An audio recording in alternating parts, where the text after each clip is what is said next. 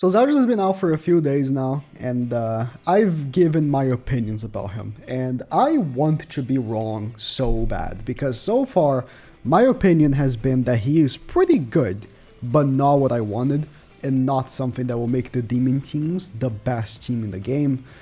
He is borderline worse than the previous Zeldris, which is a more accessible Zeldris than this one, being a festival character, while this guy is a seasonal character that will probably not come back very often like other seasonal characters do.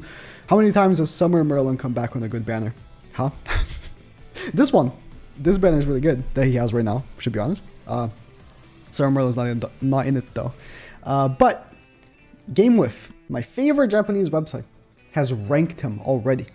And they gave him a max rating for PvP. SSS tier. And the popular vote, so this is voted by users, is a 9.6 out of 10.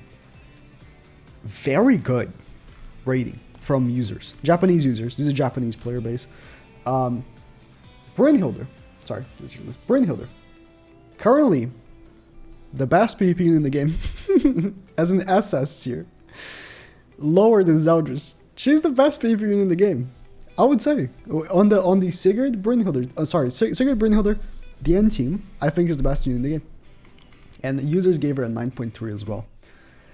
On their list of best teams in the game, they're rating that this team is the best team in the game, and I'm about to give it a try. I haven't tried this, admittedly.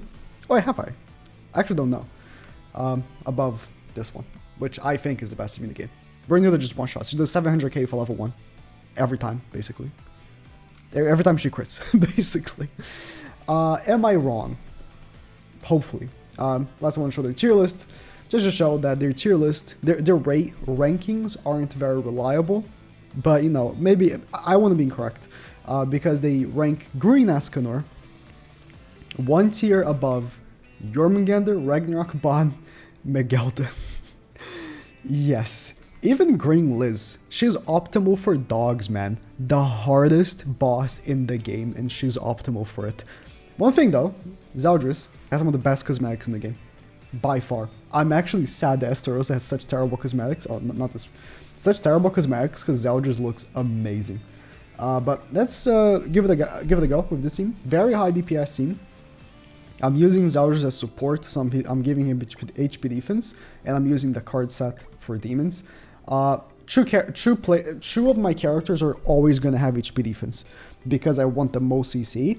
Preferably 3 of my... I'm talking the front characters, right? The back character always has HP defense, but preferably all of my team has HP defense, so I have the most CC possible. And but Triller Mally will be my main DPS.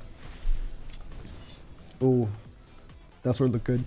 Triller Mally will be my main DPS, so wish me luck. Maybe I don't need luck, actually. Alright. Oh, you see my CC dropped a little bit because I swapped the Sauriel gear on my melee for attack crit. He had HP defense. This is an unfortunate team to face. Let's double AoE to apply True Darkness in H1 and attack. Having AoE 3 times, our stats on the second turn will be pretty high. Because, of course, for each darkness on the enemies, you increase your basic stats by 5%. 373. Yeah, that's pretty good. We're increasing, you know, melee spears by 22%. So he popping off. Good. She gets her crit chance lowered by Ban, of course. And her stats are, again, very high. Let me take a look at Esteros' stats right here, his HP and stuff. Our attack and defense are being lowered, so I'm mostly looking at HP. 372. Okay. Okay, that's not terrible. Usually... Let's do this, so we can actually see Esteros' or Zeldris' damage. No, he's disabled. No! That's my bad. I was gonna say usually I was gonna do no damage. That's not his fault though. Yeah, that's not his fault. He was disabled. That's my bad. Usually I see Estarossa hovering on the 400,000 number. Because my Estarossa, I run him with HP defense. When I'm using, Hendrickson and Green Zeldris, because Hendrickson applies all the debuffs, he ends up, making sure that we actually get, Green Zeldris passive maxed out. So with 9 darkness plus Green Zeldris, we end up, because the increase compounds essentially, right? Oh, we can't debuff the enemies, so this would do no damage. So he's still ult. Nah, that's just unfair. That's unfair to him. Let's do this. How much is he doing? He has 5 ultimate gauge.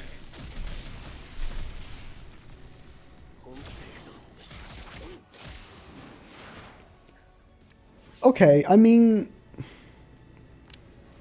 again, I said I'm using him more as support than DPS, so his damage number is... Oh, I know why he's hitting so low. I mean, we're being attack lowered by Brynhilder. See, when you're facing the Brynhilder team, one thing you have to keep in mind is that when you're facing them, they are always gonna be lowering your attack on their turn, right? By was it 15% that Brynhilder lowers?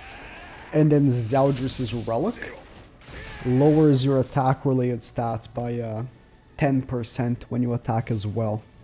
So all in all, you end up doing way less damage to that team. That's why I said, like, the Brynhilder team is so OP. His Brynhilder sucked. I did make a video recently on this Brynhilder team, and you see, he's just so cracked. Can we not kill here? And then ult with Zeldris next turn. Oh, I mathed this wrong. I should have only attacked twice. Okay. I wanted to attack him. I wanted to ult on him when he's encroached, but it's fine. It's fine. 1 darkness will do.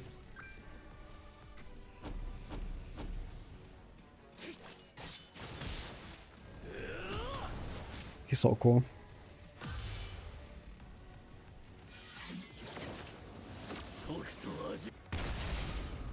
$152. 6-6. Again, I'm using a support. Okay. 296 or 8? Let's see those bot stats. Let's attack first with Estarossa to see damage. We'll attack Liz, why not? So we can get 1 buff on melee. Or no, melee loses the buff before the attack, what am I saying? Yep, he loses the buff.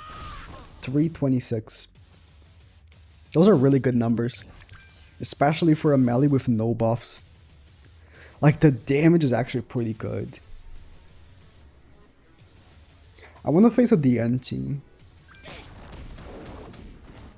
Because, like, one of the best things about running a double AoE character with Estarossa is that you triple AoE the first turn, right? Let's say I'm using Assault Melee. I run, double handy, Assault Melee attack, and then... Let's do this. And this. See damage? Again, double handy melee attack, and then the following turn, that's pretty bad. The following turn, I apply encroachment on every enemy with another AoE, and then kill 2 targets guaranteed, right? That's one of the things I'm a bit worried. But the damage from Meliodas has been very... Not Meliodas, sorry. Yeah, Meliodas, I'm sorry. The damage from Meliodas' AoE has been very impressive, that's for sure. That's for sure. I kind of want to see if you can go... Oh, the end team. I kind of want to see if you can go second with this team.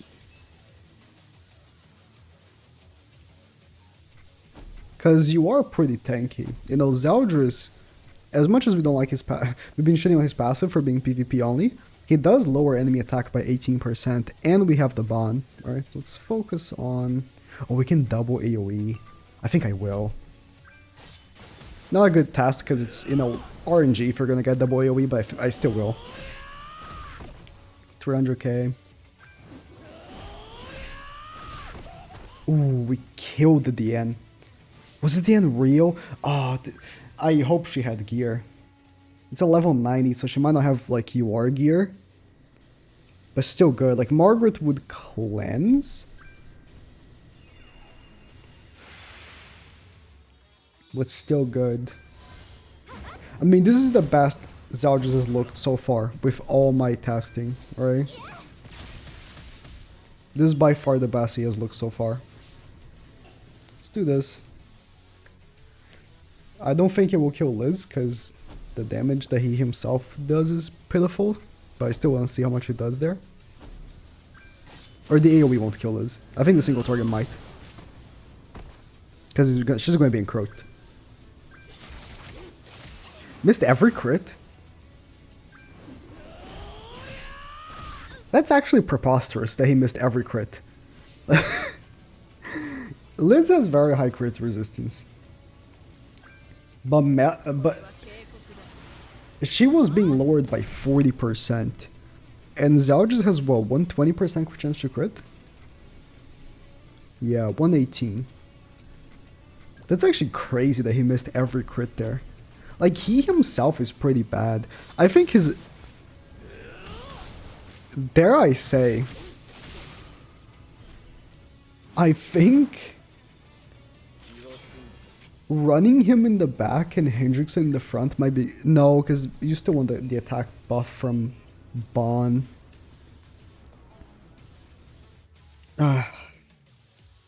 I want to say this might actually be the best Asterosa team, just from the damage that Melly's providing. But I now want to see a DN matchup where I only use one AoE, which is more realistic. You're not always going to get an extra AoE from Meliodas. Sometimes you will, but not always. Oh, okay. Perfect. Hope it's a real player. If it is, he might have dodge food. So, he might. Oh, okay. I'm gonna do this then, just in case he has dodge food. He doesn't even have gear.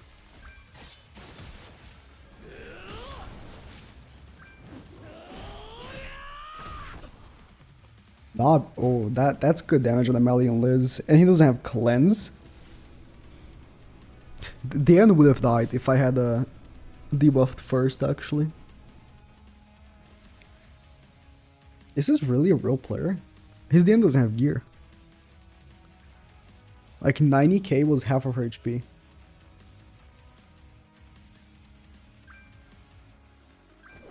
Yeah, because we attack the end 3 times, we can actually do this, and she will die. Then we can use this on another character.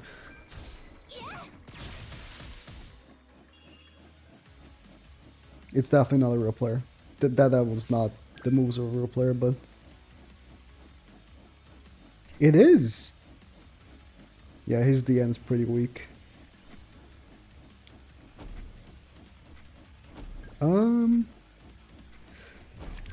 It will kill. I should have attacked with Zeldris for testing purposes, but... Lamau. But the AoE will kill, yep. It was a real player then. In Challenger? Wow. Okay. I need to double AoE. I need to double AoE. When you get a double AoE, chances you gotta go for it. It's just free darkness. Like, it's free stats for your whole team. Like, Matt's gonna go crazy here. Yeah, 360. Because with True Darkness on every enemy, not only you're increasing the damage by, you know, another 10%, but you're also increasing Melly's stats, like attack, by 15%. And the increase on top of the increase is what's really big here. Because it's already being increased by 22% on the attack. The only thing I don't like is my lack of HP. It is a very glass cannon team. Like, because again, as Taro said, I'm usually looking at... actually, this is not so bad. 372, because we have... Oh... We have, you know, 9 darkness on the enemies, so we're seeing a pretty big number. But, you know, I'm usually hovering, you know, above 400k. I didn't actually see, is it either right above 400k or right below 500k? I can check on the video. That I'm looking at Starossa, right? And, you know, that extra HP can be significant. It really can. That's why, again, doing the triple AoE first turn is so huge. Because you're guaranteed 9 darkness, the 45% increase. Let's do this. God, I wish Melee didn't lose a buff every time he attacked. Honestly, I'm really starting to believe that the missing piece of the puzzle is this Chandler that's been leaked. He might be the front character. Because honestly, like this Zeldris, I like his debuff card, but his attack card is super bad. It takes off ultimate gauge, but it's like... It has a requirement, right? You need to have 4 ultimate gauge. And sometimes you just don't, you know? Ooh, I'm taking the opportunity. Sometimes you just don't, right? And that's pretty unfortunate. I'm thinking this Zeldris might be the back unit. Oh, it's melee, it's so hard. The back unit and the Chandler that was leaked might be the main unit. And then we run the new Chandler, melee, this one, truly melee of course, Estarossa, and then Zeldris in the back. Because the passive that was leaked for Chandler was a Pierce increasing passive. Now imagine, you see how hard melee is hitting right now? Imagine with another character also increasing his Pierce. How crazy he would look. Like, Bond is also increasing, so we would remove the increase from Bond. But, you know, that's an increase of 10%. Maybe if Chandler increases the Pierce by like 40 or 50%, he would go absolutely nutty. So yeah, honestly, I think this is Zeldris' best team. The website is correct. I'll give him that for sure. I still don't think it's better than the Assault Melee Hendrickson Estarossa team. Is like, yeah, if you go first, I guess you will win most of the time, but it's the same thing for the other one. I can give this one as more CC. I don't know.